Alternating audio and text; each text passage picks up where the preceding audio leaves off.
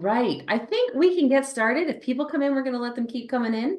And we will, hang on. I'm going to, before I officially start, I have my email open, so it's dinging as things are coming in, and that's just going to be annoying. Okay, that's off. Let's get started. Welcome to Harmony in Service. Working together to bring together some of our parish teams. This is in lieu of some in-person events that were originally planned, but alternatively, the administrative team has offered these online platforms to allow for people to gather and learn about things. Today, we have a presentation on communications with our Director of Communications, Matthew Clark, and he is going to hop in very quickly.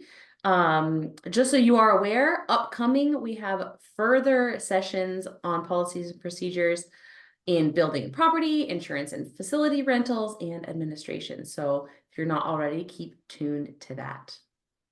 So yes, this is Harmony in Service, navigating temporal affairs together for the Diocese of London. This is a meeting format, so if you are here, please note that you are currently muted and have your camera off. And if you would like to ask any questions, you're welcome to come off mic at the end of the session. So we're going to let Matt do his whole presentation. If you have questions throughout, please put them in the chat, and Matt will do his best to answer as we go. And there will be time for Q&A at the end. So if you have something that you really want to say, you'll be open and welcome to say that at the end. So without further ado, let's pass it over to Matt and hear what he has to share with us today. Thank you for that intro. Before we get started officially, I think we should open with a prayer. So I'm going to share my screen and come on. Can everybody see that? So I'll read it out, and if you guys just want to read along on your own. In the name of the Father, and the Son, and the Holy Spirit. Send forth your Spirit, O Lord, and fill the hearts of your people with an ardent desire to follow Jesus, to be his missionary disciples. Fill us with joy and a desire to know your word. May we boldly proclaim the good news to others, for when we help others to know that God loves them, they will know true happiness. Fill us with a deep desire for the Eucharist. May we recognize Jesus in the proclamation of the Scriptures and in the breaking of the bread. For when we are united with Jesus, joy is constantly born anew. Fill us with a true love of neighbor. May we seek opportunities for reconciliation and with big hearts serve those in need. For in serving them, we know we are serving your Son. With the help of the Holy Spirit, may we commit ourselves to loving you and doing your will. We make this prayer through Christ our Lord. Amen.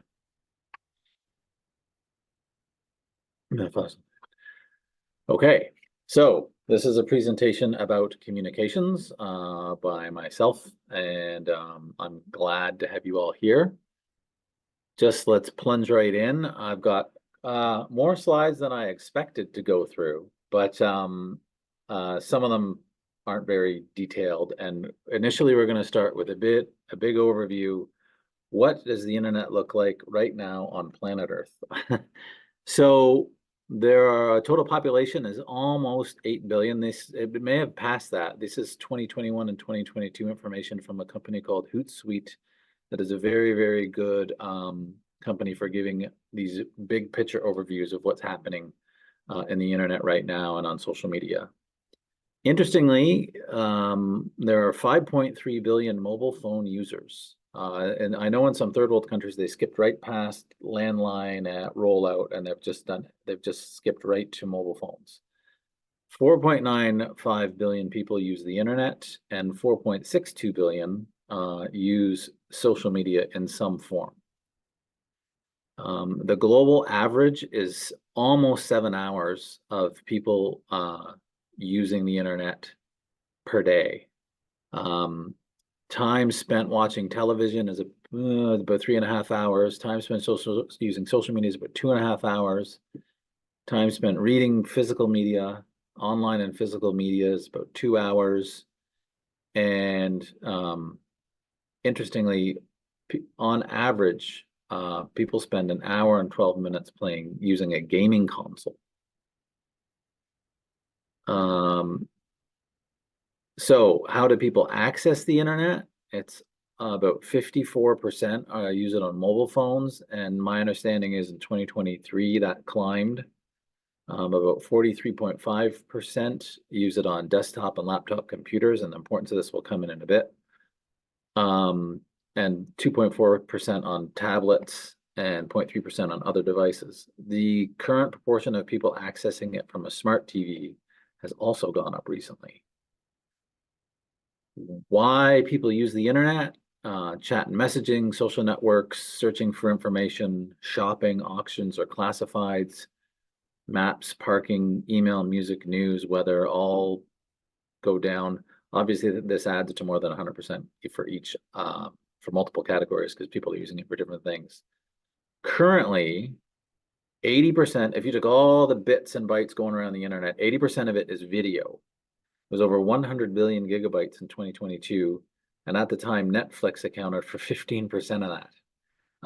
You may see another statistic out there that 65% of internet traffic comes from video sites, which is true. A video site would be like YouTube and Netflix and things like that. And then the difference, though, is people pulling video from sites that aren't classified as video sites. So it's just an incredible amount of video that's changed so much since, well, since I had dial-up, shockingly, not that long ago. Here's the top websites on the planet. I would encourage you not to check all of these out. As you can see by some of the names, they are, well, places not to go. But yeah, the number one, 2, and 3 websites are Google, Facebook, and YouTube. It's probably not a surprise. Wikipedia, Amazon, and Yahoo fill out sort of the top 7. There's a couple of websites in here that are Russia specific. On social media, there's some very large China specific websites. But this is where things are going. I didn't put in the top search terms, but it really is kind of funny because one of the top search terms on Google is Google, and one of the other top search terms is Facebook, where people just fire up Google and type in the word Google, and then they go to the Google website. It's kind of a bizarre thing. The top social media sites on planet Earth in 2022 data, Facebook, YouTube, WhatsApp, Instagram. I've experienced with all of those. Interestingly, WeChat, if I'm recalling correctly, is China specific. And I think in the last 2 years, TikTok has probably climbed into the 3rd or 4th position with its rather explosive growth over the last few years.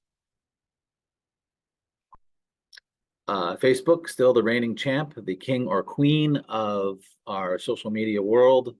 2.9 billion active monthly users. And if you look, 66% of that, so roughly 2 billion people, are daily users. They spend the total, it's 36% of the world's population. It's grown a little bit in the last 2 years. And it's not here, but the time per use is, I think, just over an hour or 2 hours. Here in the diocese, we have 4 main social media accounts. Facebook, we have about 8,100 likes, 8,500 follows. Twitter, we just passed 3,000 a couple weeks ago, so that's a nice milestone to hit.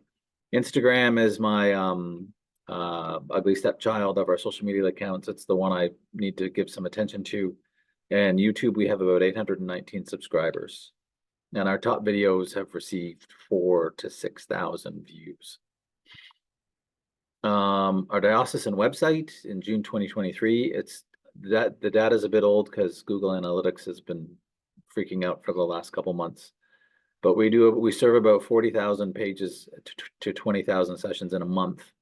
That's about 10,000 people have come to the site, and the top pages include the homepage, pastoral appointments, employment. I've never been at a place where employment isn't in the top 3. Parish finder, cemeteries, and those top ones change in the spring. Often the refugee page will spike. It especially happened when they used to do sort of open for applications at a certain time of the year. Now they do the rolling waitlist instead. So some basics about best practices in communications. So some basic ground level things we can all do to improve how we communicate with our different stakeholders.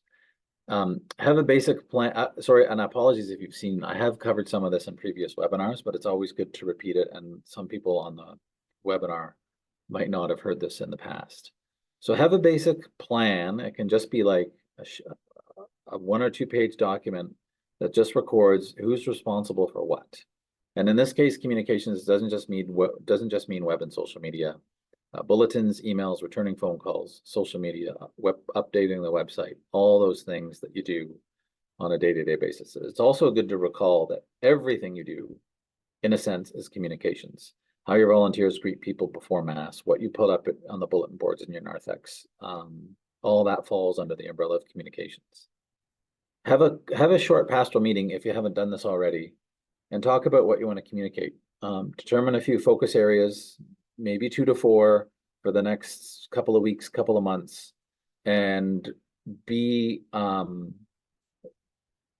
determined to focus on those things, or make them the majority of your communications, or build messaging about that into all your communications. It could be fundraising, it could be mass attendance, it could be promoting different ministries in your family of parishes. One that's come up in the past is to have predetermined backups for your accounts and shared passwords.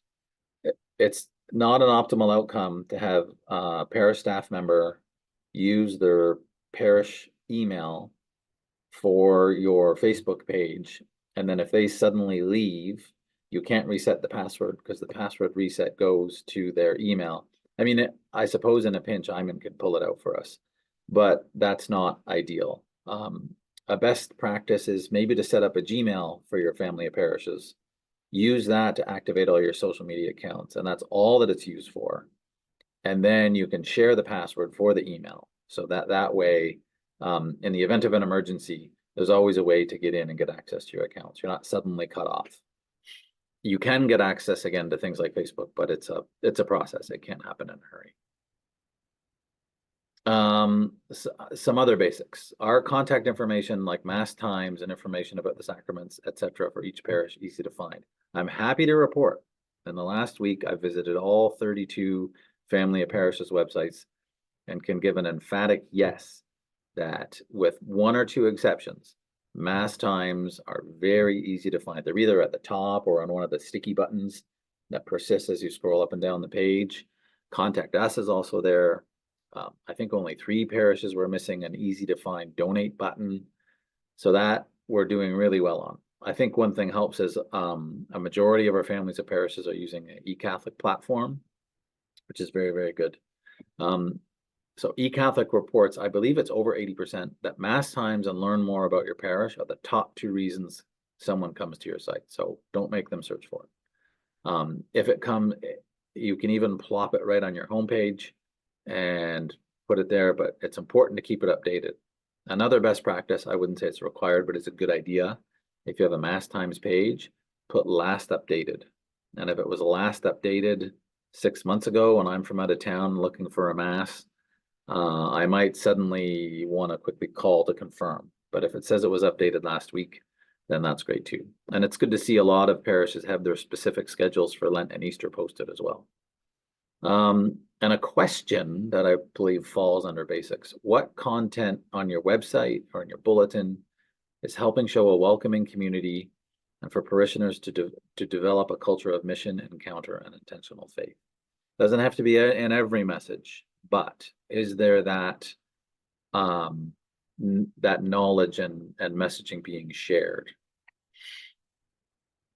So this is like the work of communications, and this is you, the person at the family of parishes who's responsible for it, or even me here at the diocese, except I don't do Mass announcements.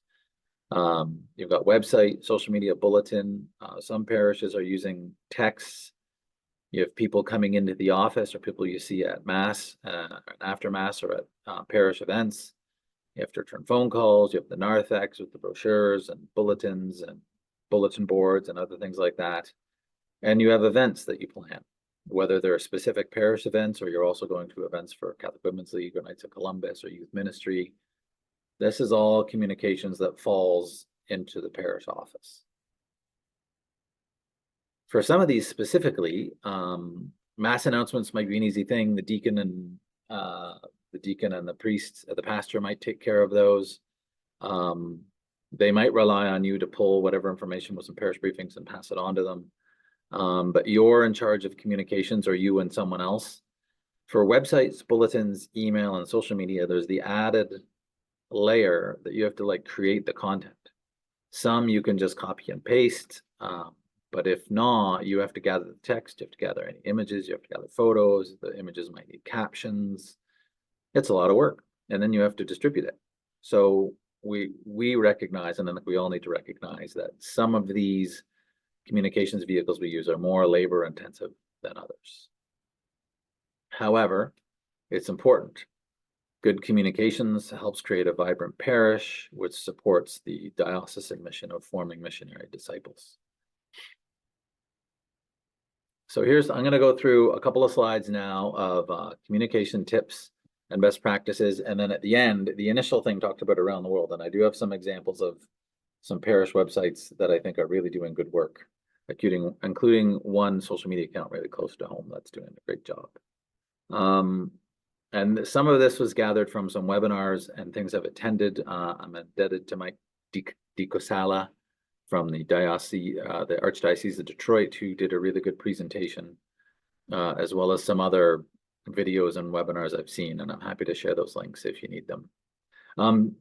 Don't be afraid to repeat your content. If it's in the bulletin, consider adding a QR code, because a lot of bulletin items are about that big. Link it to a story on your website. There you can add a photo. You can announce that there's a great story at Mass. You can put it in your weekly email update, and you can add it to your social media. You can even print out a really nice version and put it in your bulletin board. Don't be afraid to do that. It's fine for people to see things in multiple places. And it's important that I've often described social media as a bit of a treadmill. Once you start it, you need to keep it moving. So you need to keep walking, or you're going to get thrown off. So be intentional. Go get the content and then use the content. So go take pictures, get a little write-up together. Ask someone to get a write-up together for you, or send you some pictures. We'll get into that in a minute. Another thing to keep in mind is, are you talking to the person in the 13th pew at the back of the church, or in the first row? The person who's coming every week, that's great. They want to know what's going on too. But it's good to consider, what would somebody who comes every now and then want to hear about? What might make them want to get more involved? And another one is avoid churchy language if we can. We fall into that trap here sometimes. An example would be, consider RCIA. Somebody who's maybe looking at the faith might not know what that means. Instead, maybe consider using Becoming Catholic. And a reminder, technology supports good messaging, but doesn't replace it. So the message comes first. How you choose to distribute it is secondary. There is no shortage of benefits. You can highlight all the great things about the Catholic Church are there: welcome, community, fellowship, reflection, meaning, learning, mission, and of course, joy. So telling stories. I always used to have a bit of a beef when communicators would say it's important to tell great stories. Tell more stories. It's the most commonplace piece of advice communications professionals give. But almost none of us have the training to be able to do this well. Almost none of us are trained writers. Almost none of us have degrees in journalism or took writing courses. But it is still true, fortunately. Good stories are always powerful. And if you have a good story to tell, do your best. However, there's an option here to let the person with the story do it for you authentically. Let them talk naturally. Record them on a cell phone. Let them talk for 1 to 3 minutes about their journey in the faith for social media. When a really good idea is to do it when they're primed, after they've come out of an alpha meeting, after Kairos, after adoration, after Mass, after someone's made a donation, after Lent, after Easter, after youth ministry event, after a CWL meeting, after an RCIA meeting.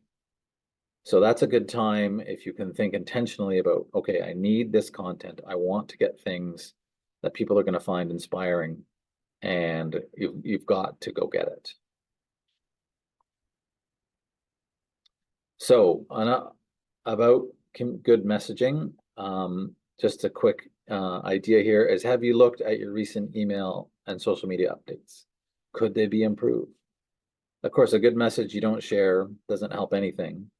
And a bad message can mean future disinterest. You want to earn people's trust. You want to earn the right to be heard. Promote hope, spread joy.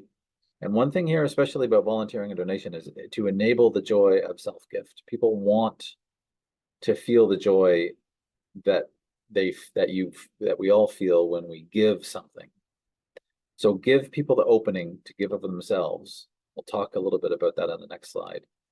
And try and avoid asking for things apologetically, or that it's like an obligation. There's three things the best messages have: information, inspiration, and invitation. And Mike from Archdiocese of Detroit gave an example. Follow the commandments is information. The Good Samaritan, a story, a parable, very powerful. And then the invitation, go and do likewise.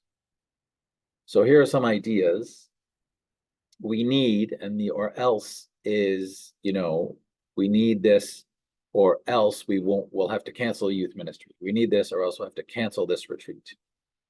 That's not the best. You can help is better. Serve with joy is fantastic. Also, grow the faith, opportunities for parishioners to help.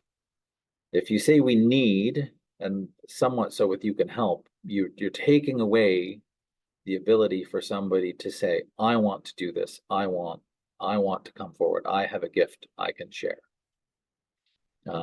We need 10 people to do something. That's okay. A chance to serve is better. Let's make something great happen even better. A very powerful one is, we raised $5,000 for the capital campaign. That's fine. Informational, factual. Thank you for your generous support. Also pretty good. We've probably seen that a lot. Verse a story. With your generous donation, Teresa was able to say, go on mission because of your support. Then take it to the next level. Add a picture of Teresa, get a quote from Teresa, put the blurb in the bulletin, use a QR code to link to a post on your website, put it on your social media, have your pastor mention it at Mass, pastor or deacon. So those are ways to sort of take it to the next level and spread out that powerful message, that powerful inspirational message. Missing from this, add invitation. If someone reads the story about Teresa, say, we are still accepting gifts, click here to donate. And then you've got them primed, and there's a chance that they'll feel inspired to do that. Instead of volunteer, again, share your gifts. If you have a button that says, or a link that says sign up for Alpha, consider Alpha. Change your life. Photography. This is the biggest, sorry, the top of that slide just cut off. Yeah, this is probably one of the biggest weaknesses on many parish websites around the world, and I'll show some examples later. It's never been easier. Take good photos shamelessly. Get a verbal okay from adults if it's a candid photo at an event. Says, everybody, I'm going to take this picture. One of the questions I get asked a lot is about privacy rules, and it's a little bit more complicated. It depends on how public or what presumption of privacy there is, depending on where you are. But for adults, it's okay to say, can everybody look at me? I'm going to take a picture for our parish Facebook page. If it's an event with kids, generally there'd be a consent form. Make sure there's photo release language in the consent form. So I know a lot of them have that. If you don't, let me know and I can email something you can add, or email you a photo release form you could staple to the consent form to have them sign. This picture I stole from Perth Huron Crossroads. It was altar server training, and there's a bunch of other photos there too, with the kids eating pizza and stuff. So this is great. If this is my parish, I'm making this the banner page on our Facebook page. It's got young people, it's got a deacon, it's got a senior altar server, and it's great. Everybody's smiling, and it shows hope and inspiration, and these kids have showed up to serve.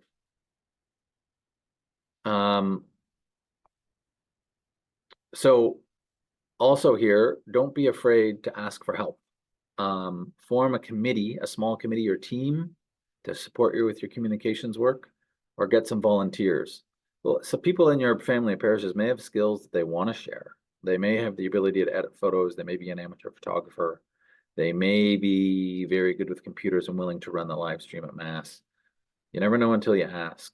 But one thing that's really important is to make it clear about the expectations, the scope of what they'll be doing, and the duration. Because someone might be reluctant to sign up if they're going to get asked, okay, you're doing all the communications now. Here's the bulletin template. Here's the logins for a social media. I'll see you in a month. That's probably not going to end very well. So spell out very clearly what exactly you're asking them to do, how long it's going to take, and what the sort of work is. And if somebody's maybe not sure, or you're not sure, if you want to feel if it's a good fit, or they have some skills, but you don't know exactly where they could fit in, do a little small defined project. Have them show up to an event and take some pictures and do a little write-up, see what goes from there. This is another great picture I stole from the East London Catholic family parishes, London East Central. I think that's St. Patrick's Church. And again, smiling, happy, father in the back, all ages, great stuff. Another way you can get people to support you is have them look at your website. Is everything they want to find there? Especially on mobile. So earlier when I talked about how large a number of users only access the website from a mobile phone, like Facebook looks quite different on mobile. I checked ours the other day. On my desktop computer, the call to action button, which is the blue button that says learn more, doesn't even show up.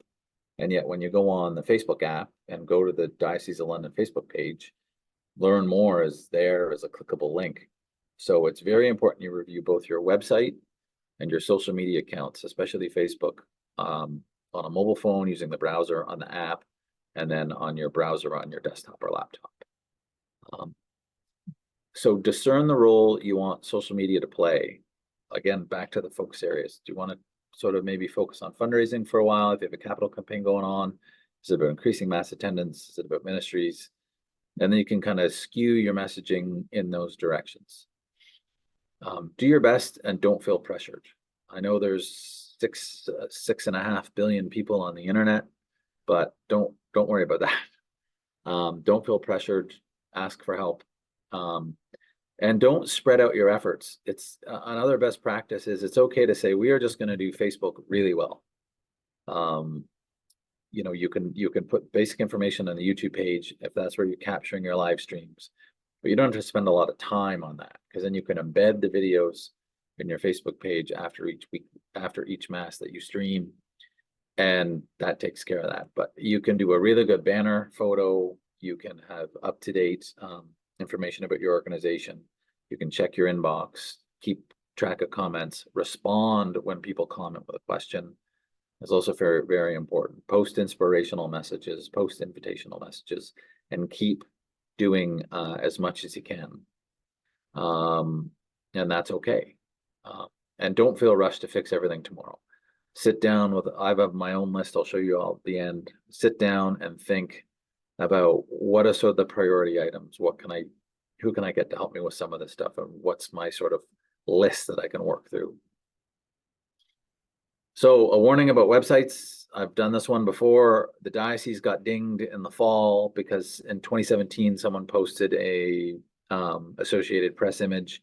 Again, I was able to negotiate them down to about 40% of what they initially wanted to charge us for the outstanding royalties on the use of the image.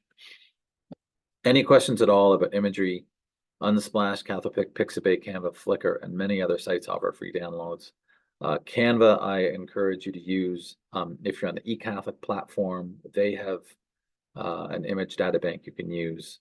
So don't just Google Pope Francis and pull an image, because if it's an Associated Press image and they can track it back using the various search tools they have, they will make you pay for it.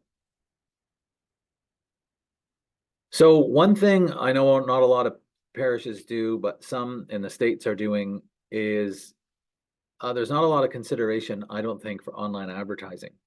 Very, very low cost options are available. I would primarily steer you towards Facebook and Google. Google, you can do search, what they used to call AdWords, which is people search for a certain term, ads related to that term pop up. Email, you can do maps. Very important if you have a parish hall that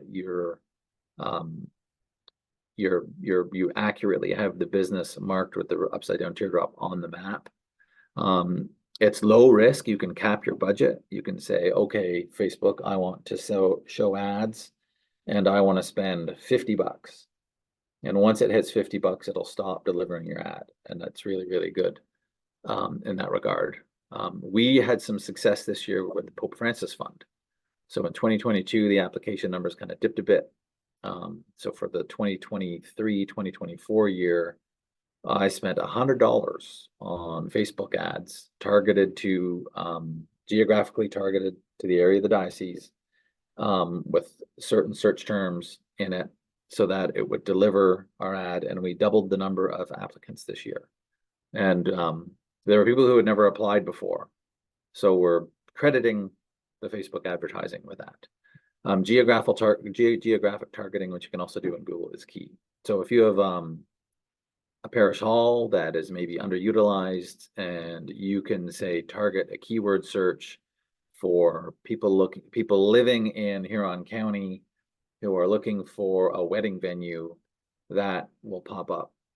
You can also obviously target it for anyone who says, I'm parish hall, Goderich, and then it'll obviously pop up there for sure.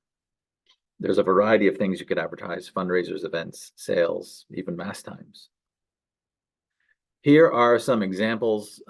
You've all probably seen this, so I'll go through this pretty quickly. I did a quick search for electrician, and you can see on the top it says sponsored.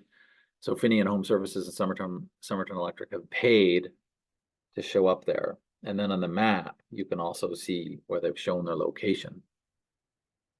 Interestingly, when you type in Google ad, the #1 ad is for Google ads. And that's obviously they're not paying for it, but you can see the organic search result at the bottom of the little image for the actual Google ads page. If you click on the Google ads one, if it was in Google, it would actually cost them money. A lot of companies pay for search ads on their own brand name. And a lot of companies also pay for search ads on competitors' brand names. But here's, I did London Mazda, and you can see Forest City Mazda comes up, sponsored. Mazda Canada comes up. Forest City Mazda is paying for the next ad. You kind of have to bid on position. And then Levens Mazda shows up as the first organic results. So here's electrician again. Sorry, I put it in twice. So I'm going to jump now into some ideas about parish websites. So this is St. Thomas More Catholic Church. And what do you see? People, excellent. People, great. That's that divine savior. I love it.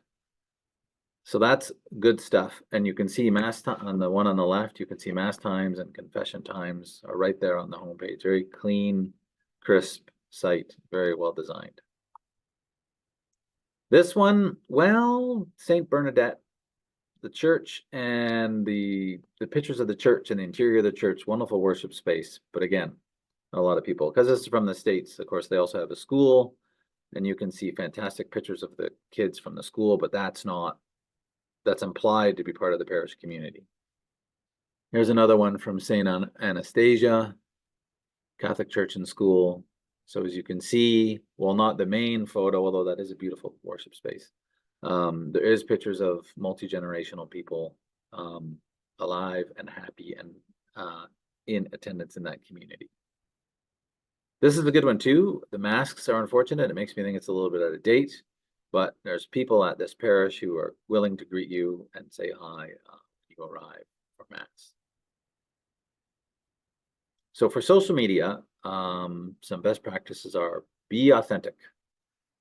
and be entertaining.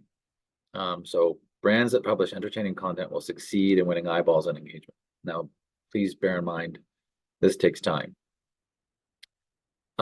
If that strategy, it's not working as well as it used to, but you have to take the time to get it right and get back to the true strength, which is awareness, affinity, and long-term relationships through engaging, entertaining social content. That doesn't mean you have to turn your Instagram account into a feed of hilarious Catholic memes, but the occasional hilarious Catholic meme is probably something you will want to consider.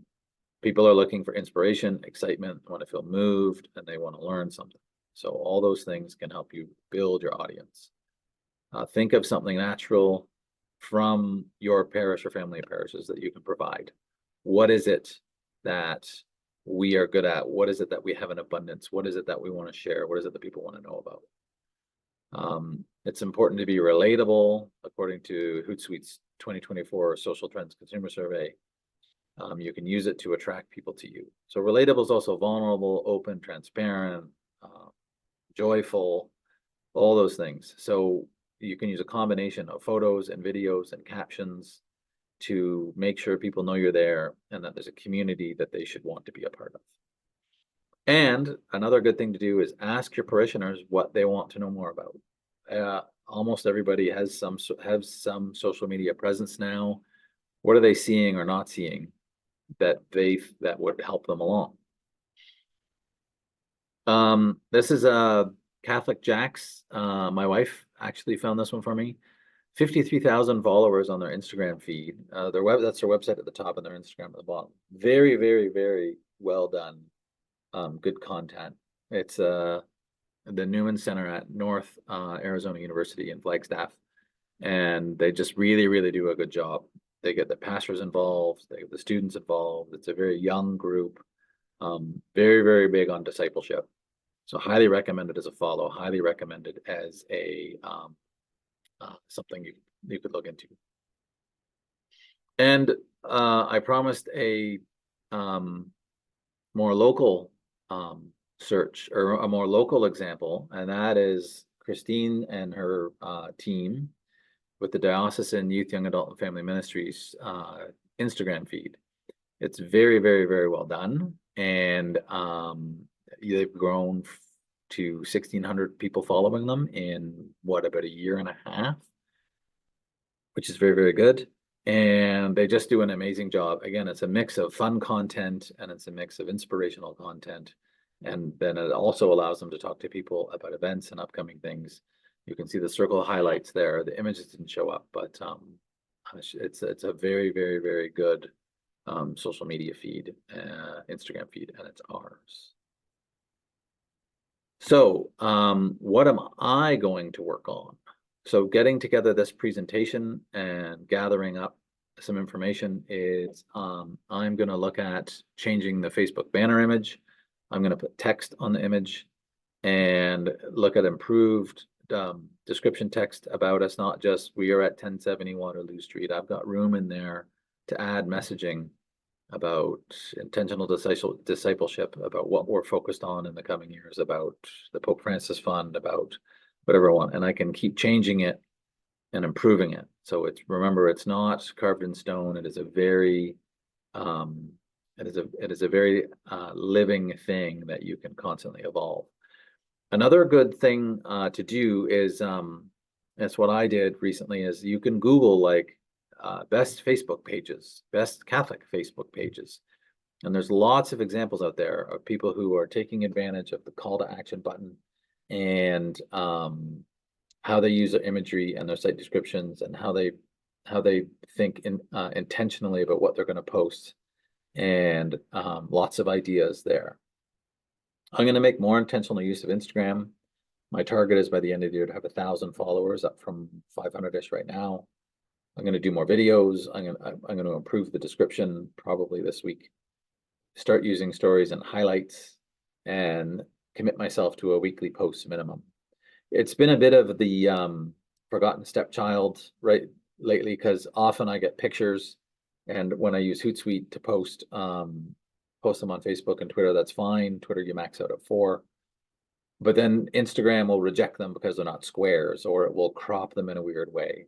And the more intentional use of that just means probably doing a separate Instagram post that has the photos formatted correctly, and then a slightly different caption to go with them. So that was a bit of a roadblock that I'm just going to have to leap over. I'm going to review our fundraising communications here and in a couple of the parishes. I'm investigating an email solution for diocesan communications that some families of parishes might be able to share. And I'm going to challenge the families of parishes to improve their sites. Very few of our families of parishes have those engaging community type photos that the best websites have on them and that we're looking for. So I'm really going to push hard to challenge families of parishes to add those. Because again, smartphones take such good pictures now. You don't need to be a professional photographer. You just need decent lighting and a cell phone, and away you go. So for you guys all in the field, what are your concerns? Where do you need help? Is there anything I can help you with? Is there anything you want to improve? Is there anything you're nervous about? Is there anything you're worried about getting involved in? Let me know. My office is here to help the parishes in the field as much as possible, as well as looking after what we need to do here in the diocese. One other thing I wanted to mention too is if you need inspiration for some communications ideas, one that I came across because we're coming up to Share Lent next week, or sorry, this week, is Development Peace does a really good job of mixing stories, photography, inspirational messaging, and then of course the ask to support Share Lent and the other campaigns that they run throughout the year. So I wanted to put in a shout out to them, not just because they really like the video I did of Bishop Fabro and posted 2 weeks ago, but yeah, if there's anything else, I'm going to stop sharing now. I can help you with. Just let me know. Oh, there's questions in the chat. Yeah, TikTok. So if you That was just my commentary throughout, okay, if you like TikTok, there are lots of examples of really good TikToks out there, especially Catholic ones. Catholic Jacks has a really good one in addition to their Instagram reels and their Instagram presence. Check it out. Cassandra, who else is really good on TikTok? Oh, I feel on the spot for this one, but Christine knows some for sure. She's better at that actually than I am. We can send you some links. Yeah. If you want some links, email me and I'll send you some links. Apparently legislation passed in the states today where it's going to require China to divest TikTok or be banned. My daughter recently deleted the app because she just was spending too much time on it. But okay. I'm not so worried about China getting my information as much as I am TikTok taking over my life, but yeah. So it's a good test of what is it they call it? Impulse control. That's right. My favorite social media is Twitter. It's a sewer, but in the roiling sewer are some diamonds, and you need to be able to spot them and follow them, and they can bring you a lot of good information and hilarity throughout the day. I think you're supposed to call it X now. Yeah, never. Oh, I'm going to X. I still call it tweets and Twitter. So yeah, and TikTok is great if you can get some younger people involved. Keep it short, keep it simple, keep it inspirational, and then you can build the messaging and you can build in invitation and inspiration as you go. So don't be afraid to start small. Right. Okay, thank you everyone for being here. Thank you, Matt. Unless you have any more questions, we will wrap things up. Just a reminder that the upcoming sessions for Harmony in Service, Navigating Temporal Affairs Together, sessions will include things on building and property insurance and facility rentals. I want to say faculty, but that's the wrong word. Facility rentals and administration. So if you have any questions about these, please reach out to Heidi and we will have this recording up for people to watch on the replay soon. Thanks so much for being here, everyone, and have a great day. Thanks, Matt. See ya.